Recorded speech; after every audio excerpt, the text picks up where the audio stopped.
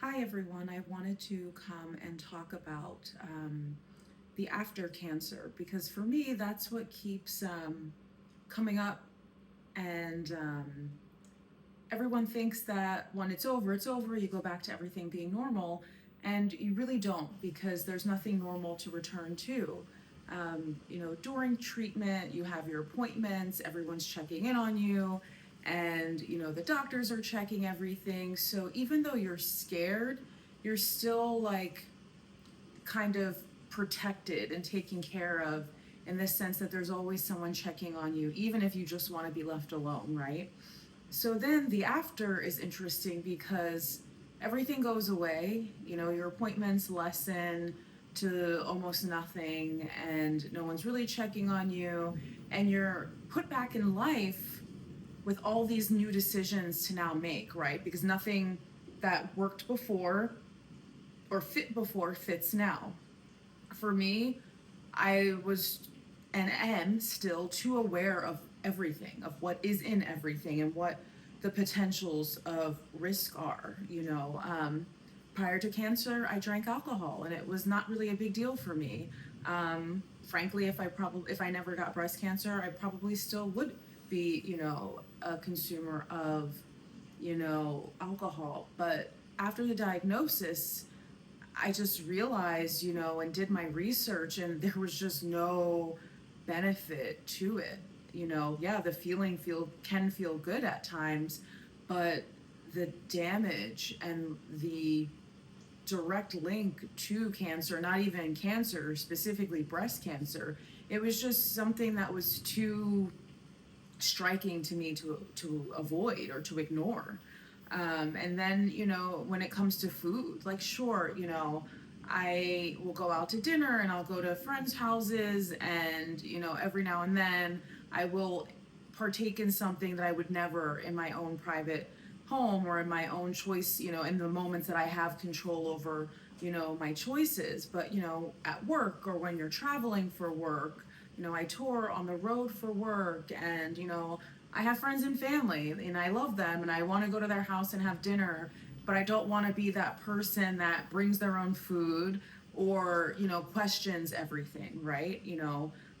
I purchase my meat and my eggs, from a very specific place. I only buy certain things. A lot of my money goes to, organic and just very clean. And I'll really only eat whole foods. And again, yes, every now and then I'll grab a bag of chips from the office because it's just what's there. And I try to strike a balance of eating like I know that I should, and that's about, I would say, 95% of the time.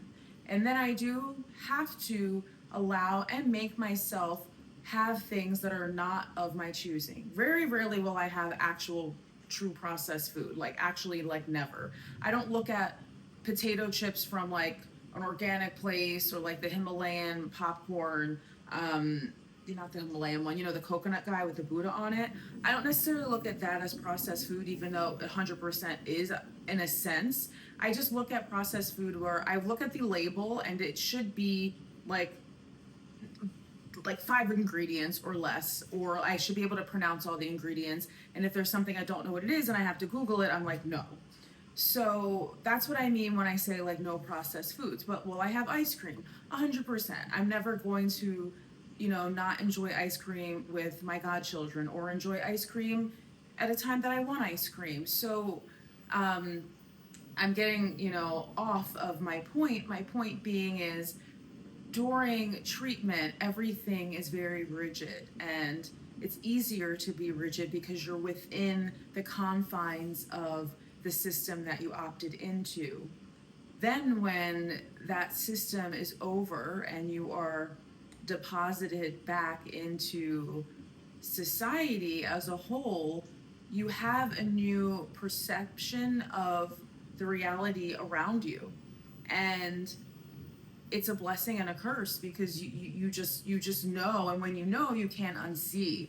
And then the struggle becomes finding the balance of participating in the world without choosing things that can potentially lead to your death, which sounds dramatic, and it is quite dramatic, right? It's unfortunate that we live in a place in which things are done to our air, our water, our food, our clothing, everything that can derail your whole entire life. And I think that in the beginning of all of this, I don't know. Well, I do know what I believe, but I will leave out what I believe. I don't believe that the intention in the beginning was nefarious. Um, but it begs to question why there are certain chemicals and compounds in things that we eat, put on our skin, and all of the things. So I struggle at times, and I know other cancer survivors do, with existing in the world as it is, right? Because how am I supposed to make the right decision when I'm given, options that are just, none of them are good for me? And the only option that's good for me is, cooking and sourcing whole foods, which depending on, I'm, blessed, so I don't have to worry about that. But what if you don't have a lot of money and you can't afford certain things, right? So it's just a really messed up place. You just realize how messed up the world is after. So now you are balancing what your new reality is, and usually it's not the same because you're going to be on a hormone blocker, because that's part of the treatment, that's part of the answer, and that has side effects that no one really talks about and no one really addresses. They just are kind of like, oh well, you'll figure it out. And it's just like, some of that is not figure outable. Some of it is, depression, some of it is dark thoughts, some of it is not feeling like yourself, some of it's not feeling anything at all. So all of which no one really talks about.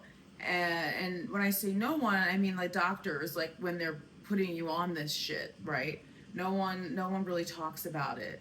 And then when you're going through it, everyone else has kind of moved on because you've beat cancer and you survived and you're good now, and you start to look like yourself again. And so everyone's treating you like, you're still cared for, but in a different kind of way.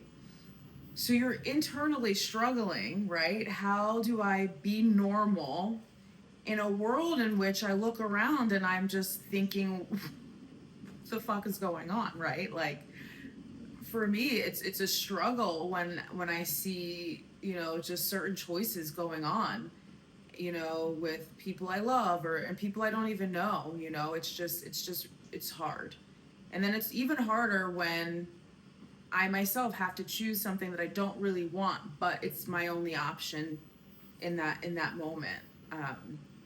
So know that you are not alone in your survivorship, in all of the crazy emotions that you're feeling, the sadness, the happiness, and I want to say this, just because you have and are experiencing negative emotions or feelings, it doesn't mean that you're less grateful to be alive and to be here. You are allowed to feel the highs and the lows, right? There's no right or wrong. And I recently wrote a post that I can be thankful for where I am and still want things to be different and still want a change. So don't get discouraged, and reach out and talk to people who understand.